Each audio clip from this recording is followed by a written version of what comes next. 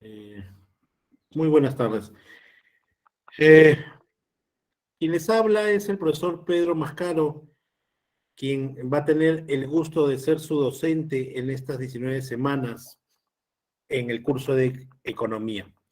Muy bien, chicos, hoy en esta aula 27, turno mañana, comenzamos la primera sesión del hoy 3 de mayo del 2022 de este ciclo ordinario virtual 2022-1.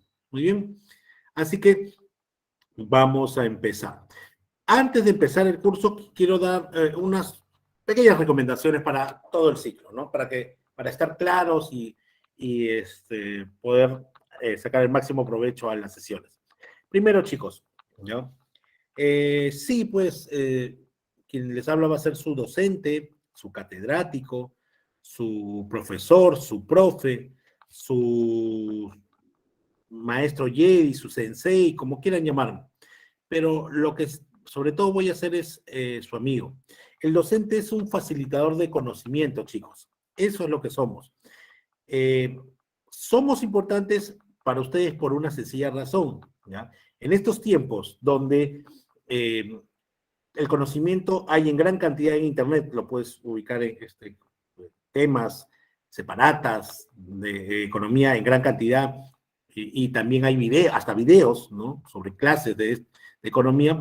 ¿Por qué es importante todavía contar con un profesor en línea, ¿no? O presencial? Porque a pesar de que está escrito, ¿ya? No necesariamente todo lo que está escrito se puede entender.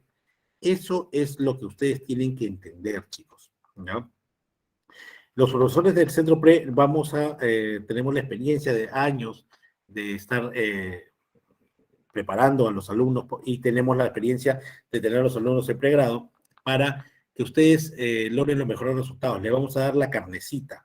¿No? No, hay demasiada información y le vamos a dar lo más importante. A nosotros no nos interesa, ¿ya? Que ustedes se aprendan fechas,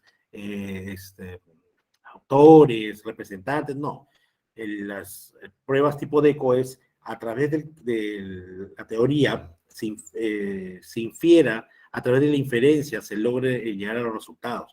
Y eso es lo que ustedes tienen que llevarse. Entonces, estoy aquí para ayudarlos, para darle ejemplos claros, contestar sus preguntas, pero esto me lleva a la siguiente parte, ¿no? La segunda parte es que necesito de ustedes es que pongan atención para poder sacar el máximo provecho, ¿ya? El máximo provecho de las sesiones.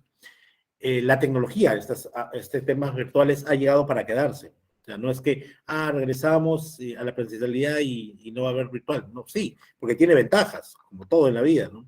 Una de estas ventajas es que la mayoría, varios de ustedes están fuera de Lima, ¿no? Están en provincia y pueden acceder a este conocimiento. Entonces, eso es lo bueno. Y poder tener muchas herramientas, ¿no? Y mucho conocimiento a través de la Internet.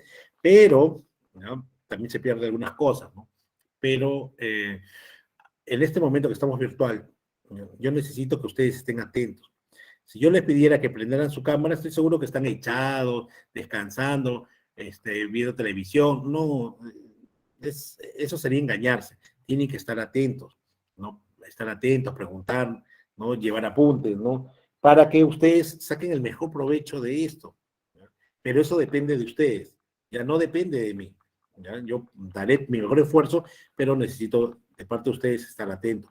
Y mientras su amigo acá, su profe, esté hablando, ustedes recepcionan la información y cuando quieran, obviamente, hablar, simplemente levantan la mano o lo escriben o preguntan por el chat, pero me avisan que están escribiendo, ¿no?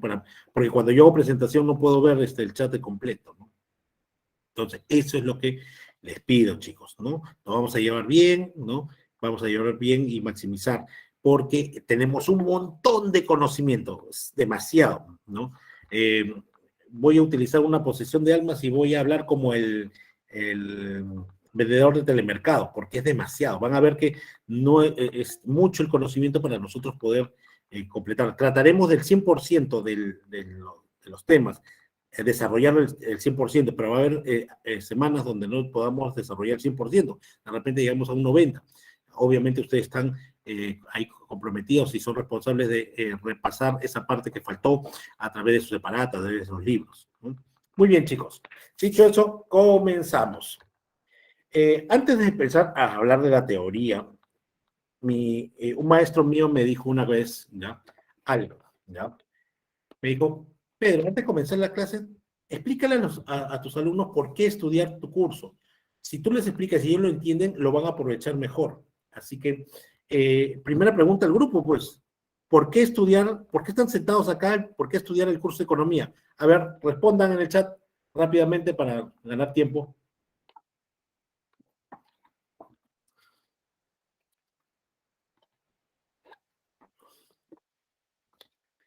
A ver, chicos.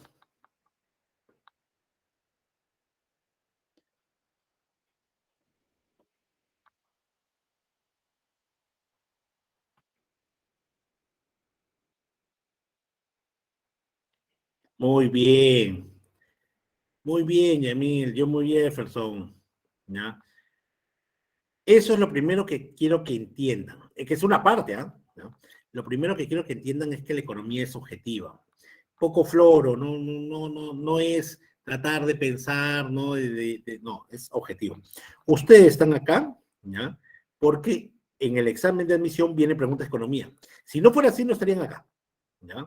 Es bueno tener conocimiento, lo que quieran, pero la principal razón es porque hay preguntas en el examen de economía. Si no, no estarían acá y ustedes necesitan el máximo de puntaje necesario para entrar. Ahora, la otra razón, ¿ya?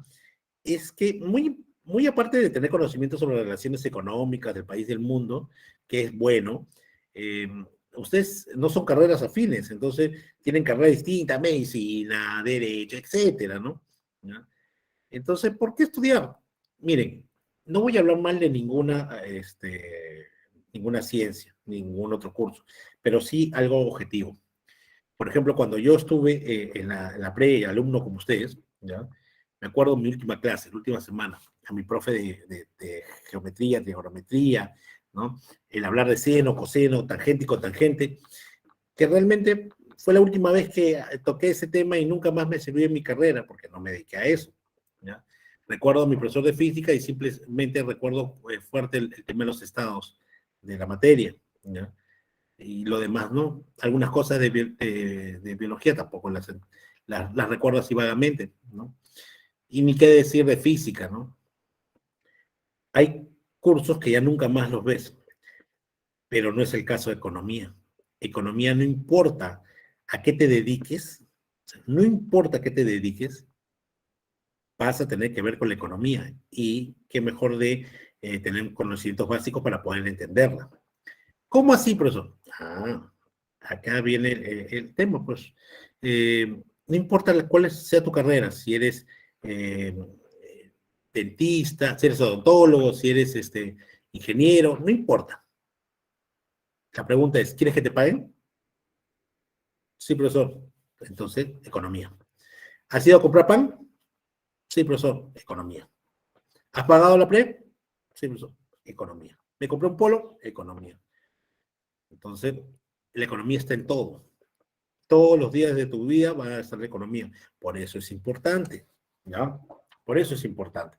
Dicho eso, podemos pasar a explicar ahora sí el tema. Muy bien. Miren, por ejemplo,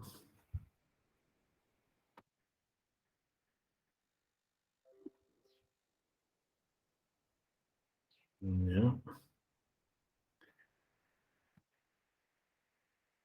Vamos a presentar. Miren, la economía es una ciencia social que se encarga de la óptima administración de los recursos escasos para que de esta manera se puedan satisfacer las necesidades ilimitadas. Conceptos habrán tantos como arenas en el mar y como pensadores. Hay muchos. Pero entonces, ¿cuál es la mejor? Miren, esta es una que a la plana nos gusta, a mí personalmente me gusta porque es bien completa y fácil de entender. Entonces, ¿cuáles son las bases de este concepto de Robbins? Las bases son 3 palabras que tienen que estar en cualquier concepto de economía. Uno es la administración. Cuando hablo de administración, no estaba hablando del curso de administración, hijo de la economía, ¿no? Estoy hablando de la administración como acción, como administrar, como gerenciar, ¿ya? ¿Qué administra? Los recursos escasos. Entonces, ¿ya? Es la siguiente palabra. Y la tercera palabra es necesidades ilimitadas. Todo concepto de economía tiene que tener estos 3 elementos. Ahora bien, la pregunta es sencilla. En este momento actual, ¿cuál es su necesidad ilimitada de ustedes, chicos? En este momento actual, ¿cuál es su necesidad ¿El ilimitada? internet, profesor? No, por el cual están acá, más o menos, pero la necesidad ilimitada por la cual están acá. A ver, ingresar, muy bien, esa es su necesidad. No solamente la de ustedes, la de los otros alumnos de otros salones, de las academias, los que están preparando en su casa. La necesidad ilimitada, el actual, que los compete y los tiene acá, es ingresar. ¿Cuál es el recurso escaso? A ver. Las vacantes. Vacantes. Bien, las vacantes son limitadas. No significa que no hay, simplemente que no alcanza para todos, son escasas. La escasez no significa la ausencia de un bien, sino la insuficiencia frente a la demanda, ¿no? Eso es escasez. O sea, hay tan poco frente a una gran demanda. ¿Ok? Muy bien. ¿Y quién lo administra o lo gerencia? La OCA, así es, ¿no? Muy bien, muy bien. Entonces está claro, es fácil de identificar. Y el problema económico se da por esto, necesidades ilimitadas, necesidades sin límite, varias. Miren, todos tenemos necesidades ilimitadas, ¿ya? El problema es que el recurso es escaso. Si hubiera un montón de recursos, una gran cantidad, si fuera ilimitado, no tendríamos que trabajar, no tendríamos que estudiar, nada. Pero eso no es así, ¿no? La comida es escasa, los trabajos son escasos, ¿no? Frente a la gran demanda, ¿no? Eso es el problema económico.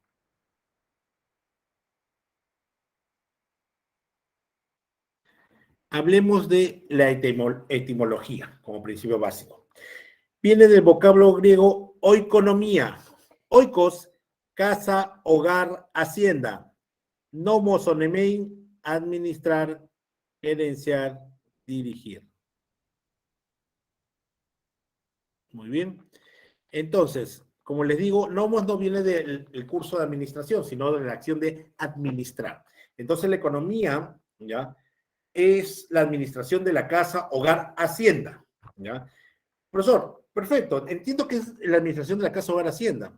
Sí, ¿ya? Por eso les digo que en mi casa se hace economía, ¿no? ¿Y cómo se hace economía? Se hace economía en el momento que, por ejemplo, tu mamá, ¿no? Un domingo está haciendo tu arroz con pollo, con presa, con papa a la huancaína, todo rico, vas a comer medio pollo, todo listo, y en eso suena el timbre. Tin, tin. Entonces sales tú y, hola tía, hola sobrina, he venido a dejar esta invitación para tu mamá. Pasa, tía, mamá es mi tía, y ahí ves a tu tío, ¿no? A tus primos, pasa. Y en la salita los recibe tu mamá. Hermana, ¿cómo está? Hermana, estaba por aquí y vine a través de invitación. Y ahí piensas tú, ¿y por qué no la mandó por Facebook, por WhatsApp? ¿Por qué no la mandó por una red? No sé por qué tenía que venir. Bueno, no, venido acá a dejarte esta invitación para la misa de la abuela que la vamos a hacer tal día. Y justo llegó a la hora que tú estabas poniendo la mesa. Y en eso, pero hermana, gracias. Pero hermana, siéntate a comer. No, gracias. Pero hermana, por favor, no. Bueno, ya. ¿Ya? Entonces, obviamente llega el marrano de tu tío, tu tía, los hambrientos de tus primos, ¿ya? Y obviamente tu mamá, teniendo unos recursos, tiene que administrar a otras, tiene que gerenciar. Entonces, hace alcanzar, echa más papa al caldo, ¿ya? tu medio pollo por cada uno, ahora se vuelve un octavo, pero alcanza para todo, y tú no sabes cómo hizo alcanzar. Esa es la base de la economía. Entonces, en las casas eso es economía, sí, es cierto. Pero te pones a pensar, pero nace así la economía ya de la casa hogar haciendo, observando, sí, sí se hace, pero así nació. Lo que pasa es que cuando dice casa hogar hacienda, tienen que entender que está hablando de la casa de un noble griego, que tiene 20 hectáreas o varias hectáreas de terreno, la mitad agrícola, la mitad ganadero, y tiene cientos de esclavos y cientos de trabajadores. Entonces, eh, comenzaron a observar los pensadores griegos, comenzaron a observar cómo del 100% de la producción, el 90% o el 80% iba hacia la familia del noble, que son pocos, y que el 10% de la producción se repartía entre una gran cantidad de gente, de esclavos, trabajadores. Eso es lo que llamó la atención. Por eso se habla de una administración, una gerencia, una dirección de la casa, hogar o hacienda. ¿No?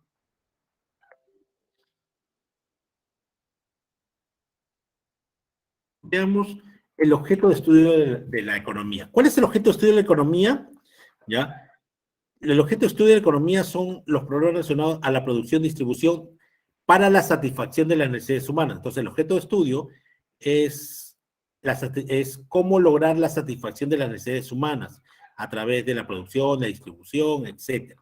Entonces, ese es el objeto de estudio de la satisfacción de necesidades, ¿no? El objeto de estudio de la economía, ¿no? Muy bien. Entonces, el objeto, lo que va a estudiar la economía son todo lo relacionado a cómo logro satisfacer esas necesidades. La finalidad. ¿Cuál es la finalidad de la economía? Ordenar, clasificar, descubrir nuevas leyes, nuevas teorías económicas, ¿ya? ¿Ok? La finalidad es esa, poder crear nuevas leyes, ordenar antiguas de economía. Muy bien. Bueno, válido. ¿Y cuál es el método de estudio que utiliza la economía? Bueno, la economía usa el principal método, igual que la mayoría, que es observación. Pero aparte de la observación, los métodos que utiliza propiamente dicho la economía son el método inductivo y deductivo. El inductivo, de lo particular a lo general. El deductivo, de lo general a lo particular. ¿Qué quiere decir? El método inductivo parte de observar, ¿ya? El día a día, la realidad, y a partir de esas observación de temas particulares, ¿ya? Que observo en la realidad, lo puedo generalizar en una ley, en algo que se repite. Por ejemplo, el precio del pan aumenta, el precio del pan aumenta, entonces consumo menos pan. El pan ya no está a 15 centavos, ni 20, ni 30, entonces ha subido y ya no consumes pues los 20 panes que antes, consumes 15 o 10. Eso así actúa el ser humano. El precio del pollo aumenta, entonces la gente llega un momento que no quiere pagar y simplemente, ¿ya? Eh, digamos, ¿no? Simplemente dejas de consumir pollo. Cuando sube mucho, comienza a pensar en temas alternativos como pescado, etcétera. Entonces, a partir de estos conceptos particulares, puedo nombrar una ley, ¿no? Cuando sube el precio de un producto, se consume menos, el consumo disminuye. Entonces, ya llegaste a una ley de algo particular a lo general. Método deductivo. Parte de una ley general, principio, teoría, ejemplo.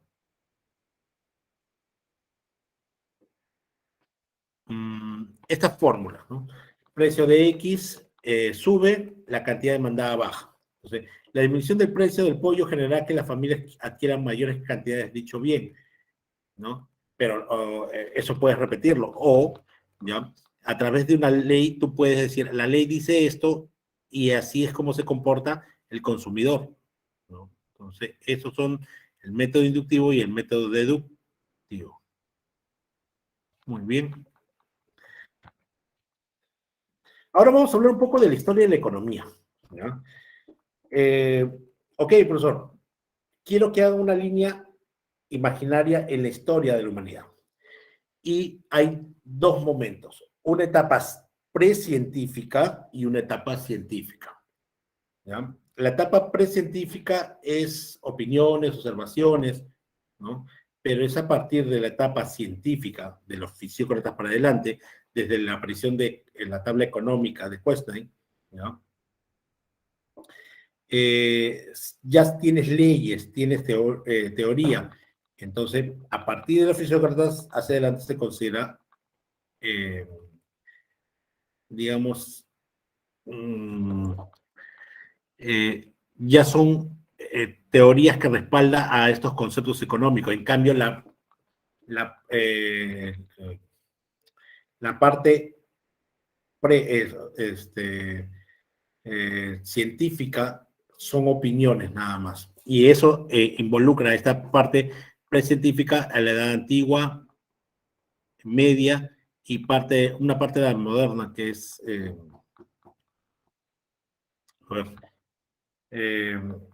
que viene a ser después los fisiócratas, todas las escuelas hacia adelante, ¿no? En cambio, la precientífica es antigua, media y serían los mercantilistas, ¿no? Muy bien. Vamos a hablar de la edad antigua, ¿ya? Aquí tienen a un conocido de ustedes, que es Platón, ¿ya? Platón analizó la estructura política económica y él basa su división, ¿no? Del Estado en un Estado ideal que está compuesto por gobernantes, guerreros y artesanos. ¿Ya? Muy bien. Entonces, Platón, ¿qué hace? ¿Ya? Analiza la estructura política y económica.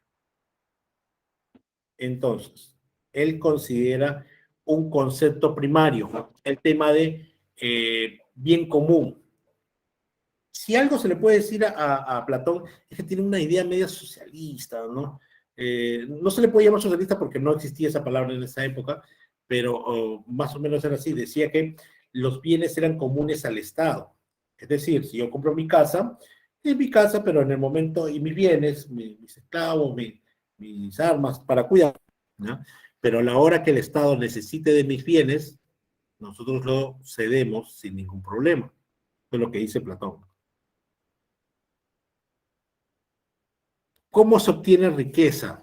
Según Platón, de acuerdo a la especialización y a la división del trabajo, que va a generar eficiencia, productividad. ¿Ya? Ahora, ¿cómo que especialización? Ya, acá viene una pregunta también. ¿Ya? Una pregunta general, chicos. ¿Ya? Dígame las ciudades-estado que sobresalieron en la Grecia antigua debido a esta especialización. Esparta y Atenas. Atenas se especializó en ciencia, en arte, y Esparta en milicia. Y te falta Creta, que se especializó en comercio, la joya, ¿no? Ahora, la pregunta también va, ¿quién es la Esparta de estos tiempos? Para que vean que estos conceptos ya no son los más importantes como en esa época, pero este concepto sigue siendo importante. ¿Quién es la Esparta de esta época? Corea del Norte. Están especializados.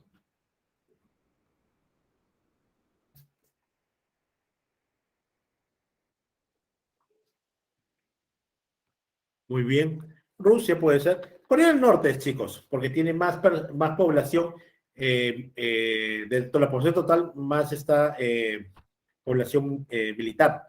Nosotros, por ejemplo, nos hemos especializado en minerales, en gastronomía. Eh, Colombia se ha especializado en café, ¿no? Entonces, la especialización nos lleva a una diferenciación, una riqueza. Eso es lo que tienen que tener en cuenta. Muy bien. Ahora, dicho eso, ¿ya?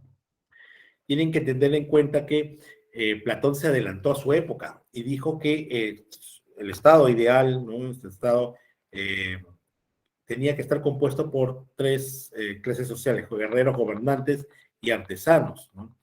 Decía que la mujer debía estar dentro de la clase guerrera y gobernante, ¿ya? Lo que pasa es que mamá, como les digo, es la que hace economía en la casa. La mamá es como choca, ¿no? ¿Ya? Está en todas. La mamá es la que dice: hay que pintar, hay que arreglar esto, ya comiste tu lonchera y aparte trabaja, ¿no? Está en todas. Entonces, Platón vio: oye, ¿quién hace economía? Es la mujer. Entonces, la mujer podría hacer un mejor papel en el Estado guerrero y gobernante. Guerrera porque no quiere que sea como Mujer Maravilla, sino quiere que dirija, ¿no? Analice, igual el gobernante, ¿no?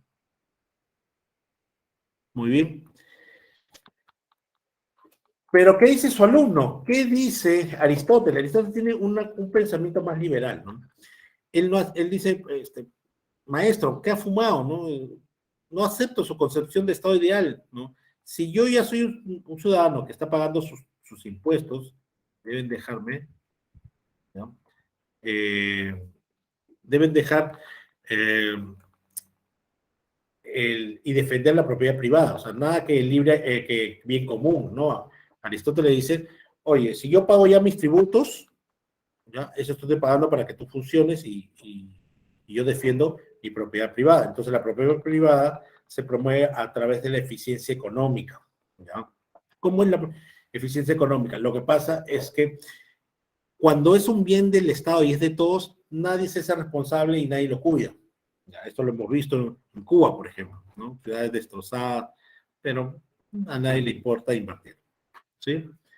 Eso es en Cuba.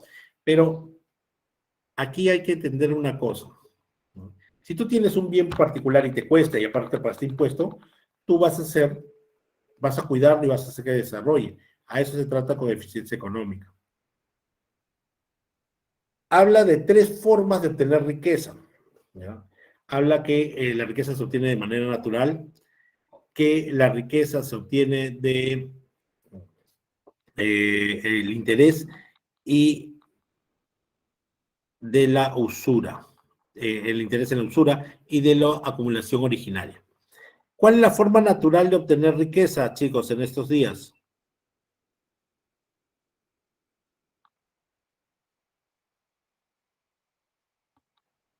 ¿No los escucho? ¿Cuál es la forma natural de obtener riqueza? Muy bien, Merly, trabajando, trabajar. Hoy, mañana y siempre, trabajar. En algunos libros de economía dice que es en la agricultura y la ganadería. Claro, ese es el trabajo que predominaba en esos tiempos. Entonces, ya, es trabajar. La eficiencia, a ver, adelanto un concepto: eficiencia y eficacia. Eficacia es lograr los resultados. Es decir, si yo voy a trabajar para una fábrica, mi eficacia es que me digan que en el día de trabajo que yo trabajo debo hacer 50 muñecos. ¿Ya? Ese es mi tope. ¿Ya? Entonces, si yo hago los 50 muñecos, es eficaz, logro los resultados. Entonces,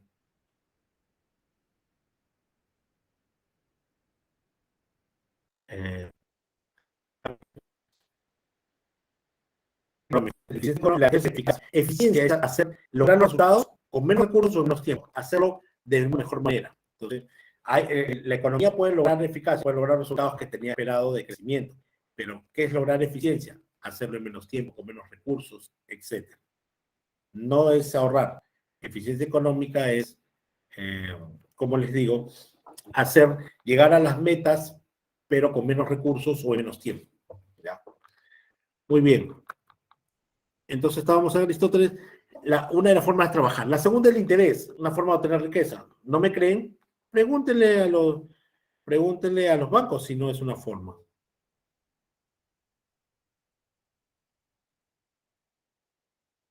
Muy bien.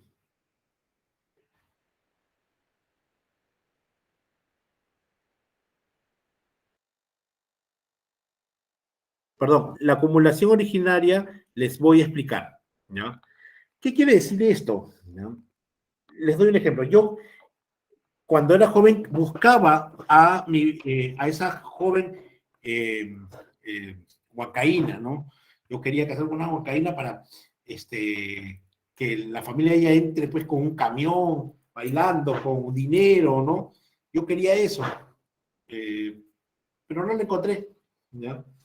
Me imagino que en su caso, su papá, cuando fue a visitar a su abuelo, al papá de su mamá, fue con su dote, ¿no? Me imagino, ¿no? Fue bailando y le dijo, señor, mire, me quiero casar con su hija, acá tengo mi terreno, mis camiones, mi dinero, ¿no? ¿Fue así, chicos? ¿Fue así? ¿O fue más vicio que el chavo? Fue, fue micio, fue chiguán. Ya. Ellos se han casado y con el tiempo han ido comprando cosas. Ahora miren y piensen en las cosas que tienen alrededor en su casa. Tienen casa propia, algunos, tienes más de una computadora, tienes una laptop, ¿ya? Tienes un equipo, dos equipos de sonido, tres televisores, cuatro tal vez, cocina, refrigerador, algunos autos.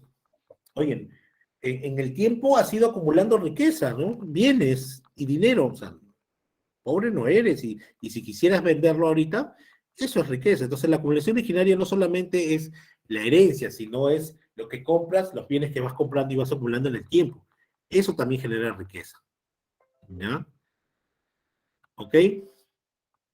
Muy bien. Seguimos. ¿Ya? Claro, condenó la usura, ¿no? Del interés, pero eso lo vamos a explicar un poco más adelante, ¿no? Eh, entonces tenemos cómo se obtiene riqueza, conceptos económicos de lo que es la edad antigua. Ahora hablemos de la edad media, la edad donde toda la ciencia se detiene, la edad oscura, ¿no? Eh, donde las personas que dirigían la religión cristiana se aprovecharon. La religión no es mala, la religión no lo es, ¿no? Pero las personas que dominaban están equivocadas y lo reconocieron. No quiero hablar mal de la religión cristiana, sino son las personas que hacen esto.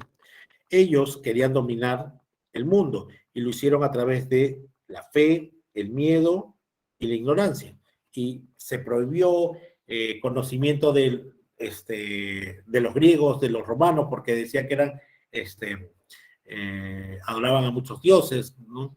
Y tampoco querían conocimiento de los árabes, ¿no? Entonces prohibieron muchas cosas. Pero fueron los monjes los que fueron llamados a salvar algo de conocimiento. Y en esto fue Santo Tomás de Aquino y San Agustín de Hipona. ¿Ya? ¿Y qué dice pues esto? ¿Ya? Lo que pasa es que en la Edad Media, aparte del dominio del pensamiento cristiano, el sistema de producción donde la tierra se encuentra en manos de reyes y señores es fuerte. Ahora, San Agustín de Hipona dice, el hombre tiene dos partes, cuerpo y alma, y cada una tiene necesidades. Y le dice, no te preocupes por las necesidades del alma, la iglesia lo va a satisfacer, ¿no? Con rezo, con integración espiritual, etc. Pero las necesidades del cuerpo sí tienes que verlo tú, tienes que buscar bienes económicos, ¿no? Y acumúlalo para que satisfagas tu necesidad. Pero, y ahí viene el pero, ¿ya? Cuando mueras no te vas a llevar esos bienes. Entonces que esos bienes sean común, pero no común al Estado, sino común a la iglesia, ¿ya? Claro, las personas que se morían, decía que esos bienes debían pasar a la iglesia. Y fue en este tiempo donde aparece el concepto de celibato para los monjes y los curas. No está más atrás de la Edad Media, no está ahí en ningún momento hablaba. Los curas, los monjes, los que representaban a Dios, tenían su familia y su pareja, ¿no? Y eh, en la Edad Media, donde estos señores feudales, los reyes, los duques, los condes, necesitaban de que un familiar de ellos estuviera en el clérigo. Entonces, la hermana del rey también iba a tener riqueza, pero como se casaba y tenía esposa e hijos, la riqueza a repartir era menor. Entonces, haciendo célibe, ya todos los bienes pasan a la iglesia. Ahora, dice que este hombre medieval es siervo por una cosa, ¿ya? Es, digamos, este hombre de la edad media, los siervos, necesitaban la protección del señor feudal, porque si vivía fuera del castillo, venían los ladrones y los atacaban. Entonces tenían que pedir la protección del señor feudal. Y ese feudal le decía, muy bien, ¿perdiste todo? Ven, yo te voy a dar un par de hectáreas para que la trabajes, te voy a dar herramientas y te voy a dar semillas. ¿Ya? Pero tú vas a ser mi siervo. ¿Qué significa? Que si yo tengo que ir a la guerra, tú irás por mí. Si yo tengo que construir otro castillo, tú lo construyes por mí. ¿Ya? Ahí está digamos, este concepto de los siervos. Son esclavos, ¿ya? Que tenían ciertos derechos. Entonces, Santo Tomás de Aquino, ¿ya? Condena la usura. ¿Por qué? Porque decía, oye, está bien, cobra ni exagerado ni poco, cobra lo justo, ni mucho ni poco, sobre los intereses. Ahí él condena la usura, ¿no? Igual que Aristóteles. Lo que pasa es que él dice, oye, o sea, por un préstamo vas a ser casi un esclavo, eso es justo. ¿Ya? Entonces, él condena la usura y habla de el justiprecio.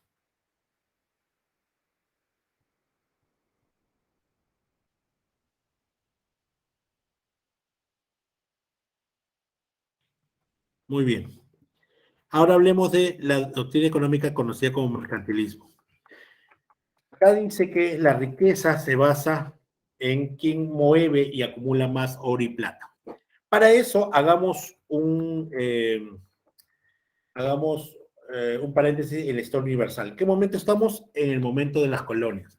En la competencia de las colonias salió ganando España, porque mandó y dominaba el Alto Perú y dominaba México, donde había una gran cantidad de riquezas variadas y donde había eh, eh, digamos que recursos, ¿no? Entonces, España se quedó con Alto Perú y, como le digo, México. Brasil fue la segunda en esta carrera por colonias, se quedó con la parte de Brasil, Rubí, Esmeralda, y ¿qué más?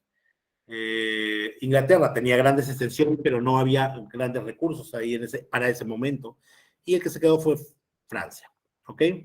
Entonces, el mercantilismo basa en la riqueza el que más mueve o acumula oro, que era, como les digo, la colonia española. Y habla de una protección al mercado interno, ¿ya?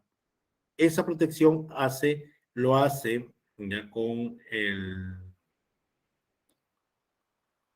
digamos, lo hace con una forma de intervención indirecta del Estado al mercado. Lo que pasa es que España abre su mercado en Europa. Miren otras monarquías. Acá tengo pavo, tengo cocoa, perdón, cacao, tengo oro, plata, yuca, papa, camote, ¿no? Tabaco, etcétera. Y vienen las otras monarquías y dicen, oh, interesante, te voy a comprar mucho de esto. Pero mira, yo también tengo productos y abre su mercado. Mira, tengo kiwi, tengo mango, tengo rubí, tengo esmeraldas, tengo yuca, tengo guanábana. Oye, perfecto. Mira, un poco te voy a aclarar, le dice España. Todo producto que yo venda y tú quieras comprarlo, yo te lo vendo, ningún problema. Y tú me podrás vender cualquier producto que yo no venda, pero producto que yo ya venda, tú no puedes incluirlo en el Estado. Ya esa es una protección al mercado interno. ¿Y cómo lo hace? Porque recuerda que España en ese momento tenía la Armada Invencible, la flota más grande de barcos, ¿ya? Y defendía los medios de comercialización, que era el mar. Entonces, la intervención del mercado interno lo hace el mercantilismo, ¿no?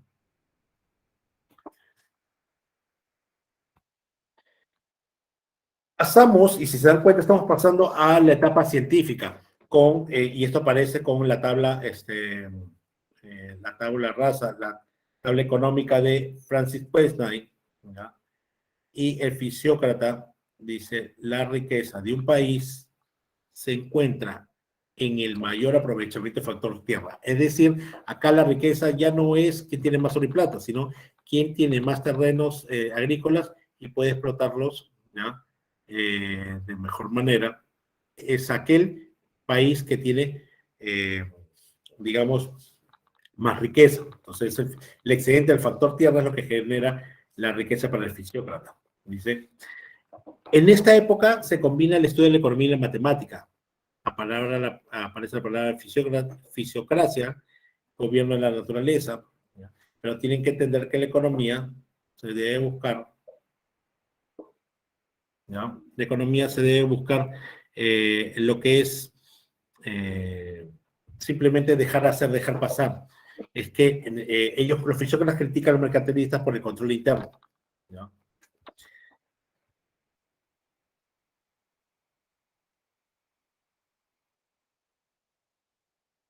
Muy bien. Ahora, siguiente doctrina, la clásica. Critican a los fisiócratas y habla está en base a la revolución industrial y se basa que la riqueza se obtiene aquellos que tienen más, países que tienen mayor industria o más industria. ¿Ya? Adam Smith en su obra, ¿ya? Su obra no se llama Riqueza de la Nación, se llama Investigación sobre las causas de la riqueza de las naciones, más grande. Mucha gente digamos, mucha gente eh, tiene que entender que Adam Smith hablaba de que no debe intervenir la mano invisible. ¿Qué significaba la mano invisible? Uno cuando estaba en el colegio entendía que la mano invisible es que el ofertante no debe controlar el mercado porque no sube el precio, etcétera. Pero lo que realmente dice Adam Smith en su libro es que ningún elemento del Estado debe, ¿ya? Un elemento del Estado o de la economía en sí, debe controlar el mercado. Es decir, el ofertante no debe ser monopolio, porque trae precios altos. El demandante no, porque va a querer pagar gratis o no pagar módico, y la empresa, obviamente, al no tener este dinero, va a tener que hacer esto. Profesor, disculpe, ¿está compartiendo pantalla? Sí, ¿no se ve? No, no Uy, se ve. uy, tienen que decirme porque a veces la señal se corta y no puedo ver el compartir pantalla. Ya. ¿Hasta dónde vieron para retroceder el tema de compartir pantalla, chicos?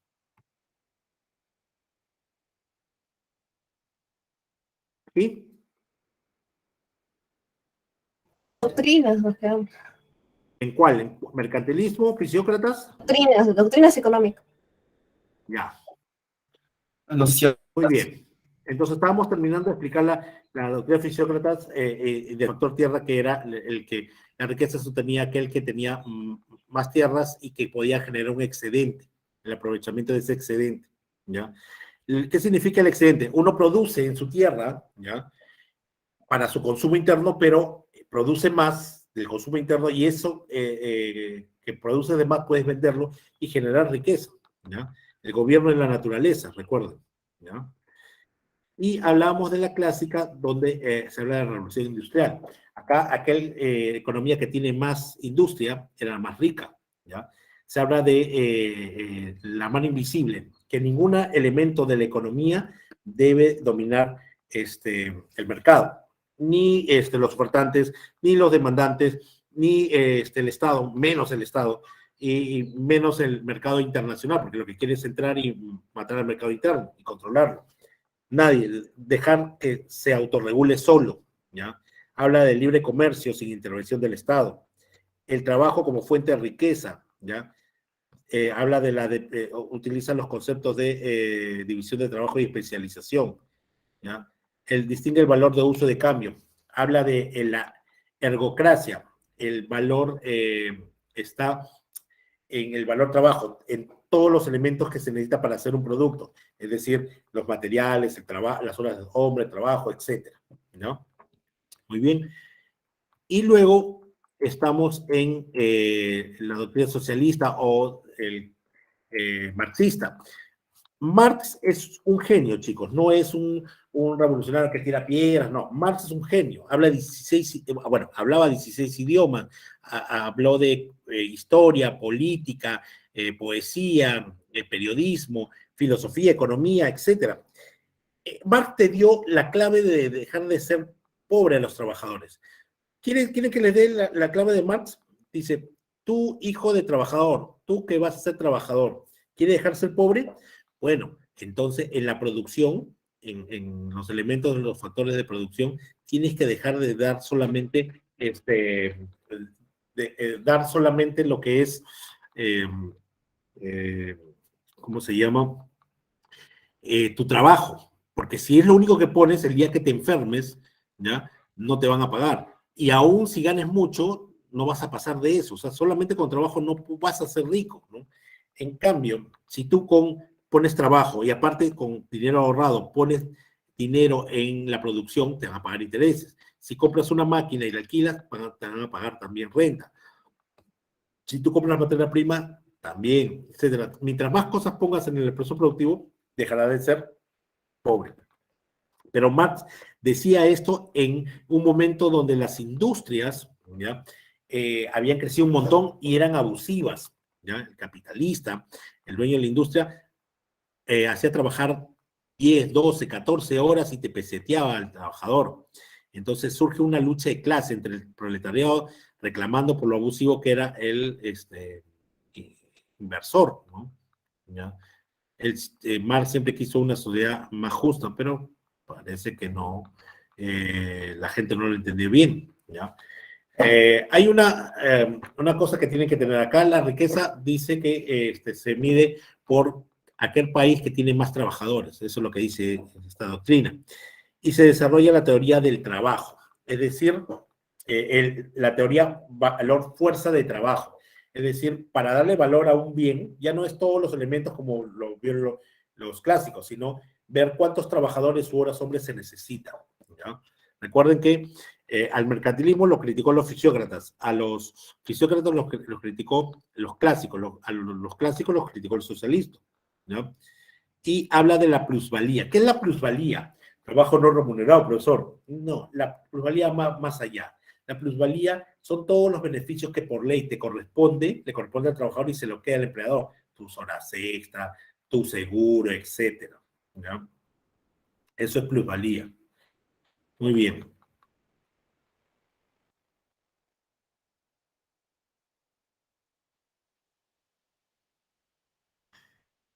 Los neoclásicos vienen a criticar a los socialistas, ¿no? A los seguidores de Marx. ¿Por qué? Retoman los temas de los clásicos, ¿ya? Y acá el valor ya no lo pone el ofertante, sino el demandante. Y el valor se pone en función a la utilidad, necesidad, satisfacción o escasez del producto, ¿ya? Lo pone el consumidor. Acá introduce la teoría de utilidad marginal para explicar cómo se optimiza los agentes económicos, ¿no? Entre oferta y demanda. Optimiza optimiza el bienestar del individuo, ya, y no de las clases sociales, porque eso es lo que dice el neoclásico, es el individuo como razón básica, no la sociedad en sí, ¿ya? Acá se estudia tanto la oferta y la demanda, y también aparecen tres escuelas, la de Lausana, Viena y Cambridge, pero tocan el mismo tema, el tema de utilidad y satisfacción, ¿no?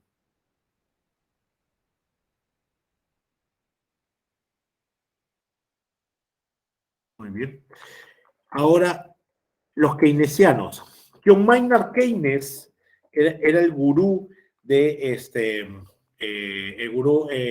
el economista gurú de Estados Unidos. El problema es que vino la Gran Depresión, el jueves negro en Wall Street, ¿no? Es decir, hubo la Gran Depresión en Estados Unidos y mucha gente perdió sus bienes, su trabajo, su familia, sus acciones. Fue algo muy traumático y Keynes dijo, esto no debió nunca pasar. El Estado debió controlar esto.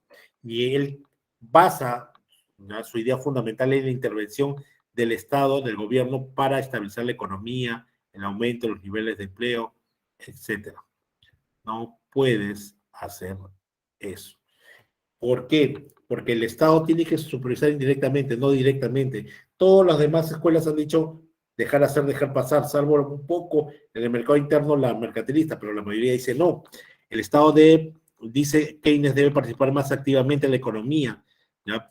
Poner más inversión del Estado para que haya trabajo, ¿ya? Tiene que tener demanda efectiva. Ahora, yo les recomiendo ver una película de cable que se llama Cinderella Man. Esta cuenta la historia de un boxeador que se campeona en plena depresión, ¿no? Eso es lo que ustedes tienen que ver, y van a ver que la película trata de la depresión y cómo los alcances de esta, ¿no? Y vienen los monetaristas, con Milton Friedman a la cabeza y dice, oye, Keynes, deja de fumar eso. Pues, ¿cómo que controlar? No, no, no, no. El Estado tiene que tener un rol supervisor, sí. Tiene que analizar el tema de demanda total y de la oferta total. Eso puede ser. Entonces, él dice, ¿ya?, que hay que analizar el conjunto total de dinero y la oferta monetaria. Es decir, que todos los bienes que tengo en una economía, ya, tiene que haber una misma cantidad de dinero para comprar esos bienes. Muy bien. Milton Friedman revisa la inflación, ya, como fenómeno monetario para controlarla. Interviene indirectamente a través del Banco Central de Reserva, a través de medir la cantidad de dinero. No, de preferencia, no le gusta intervenir en, digamos, buscan la no intervención del Estado, y que más bien que el Estado debe seguir haciendo su rol de inversor público y hacer obras, pero también llamar a la inversión privada, ¿no? Es una supervisión lo que se hace ahora, ¿no? Ahora, la economía se divide en dos grandes ramas, la economía positiva y la economía normativa. La economía positiva, a su vez, se divide en economía descriptiva y teoría económica, y la teoría económica en micro y macroeconomía. En cambio, la economía normativa se divide en política económica. Muy bien. La economía positiva describe la realidad tal como es, sin juicio de valor. Simplemente digo lo que es. Es, por ejemplo, decir, ¿saben qué, chicos? El pollo ha subido a 9 soles. Estoy informando del hecho. Nada más. No digo que está mal, que uy, qué pena. No, simplemente informo. Eso es economía positiva. La descriptiva, a través de la observación y descripción de los hechos, ¿no?, ya da más información. El precio de las materias primas al sector, ¿ya?, textil aumentó en 30% en el 2018. Eso describe, simplemente está dando información, ¿ya? La teoría económica predice un fenómeno económico a través de leyes, ¿no?, a través de teoría. La teoría del dinero te va a decir cómo funciona la circulación de dinero, ¿no? La ley de oferta y demanda te dice cómo el ofertante y el demandante actúa, ¿ya? Eso no está diciendo que es bueno, que es malo, no, simplemente lo hace. La microeconomía estudia, ¿ya?,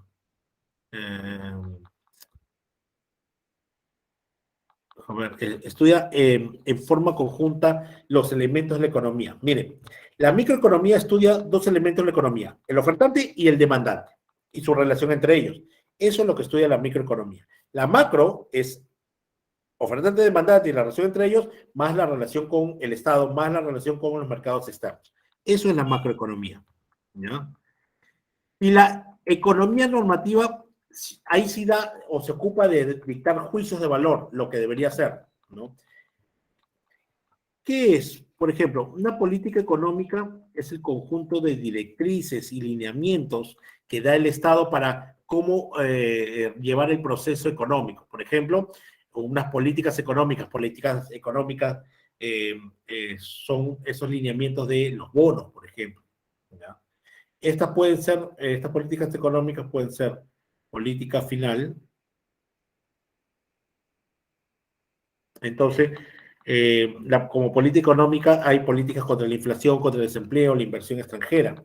Y la economía normativa dice, los sueldos se deberían incrementar en 10%. ¿Por qué? Porque el salario mínimo legal ha aumentado. Entonces, estoy diciendo que debería, no es una obligación, no estoy informando un hecho, sino tratando de explicar qué es lo que debería hacerse, ¿ya? Y la política económica se divide en política fiscal y política económica. La política fiscal, ¿ya? Son acciones sobre cómo la administración lleva los temas de gasto público, impuestos, y la política monetaria son agrupaciones que, digamos, maneja la cantidad de dinero, las tasas de interés, las tasas de referencia, etc. Miren la diferencia. Ahora, los problemas económicos, cuando se analizan qué problemas tenemos en la economía, es decir, qué producir, cómo producir, para quién producir, dónde producir y cuándo producir. Eso son mis problemas económicos. ¿Qué producir? Produzco queso, ya. ¿Cómo lo produzco? Con leche y leche cordero, ya. Okay. ¿Para qué producir? Para ¿para quién producir? Producir para las amas de casa. ¿Dónde producir? ¿Ya? En Lunahuaná. ¿Cuándo producir? Produzco cuando comience la temporada. Estoy tomando decisiones para esto.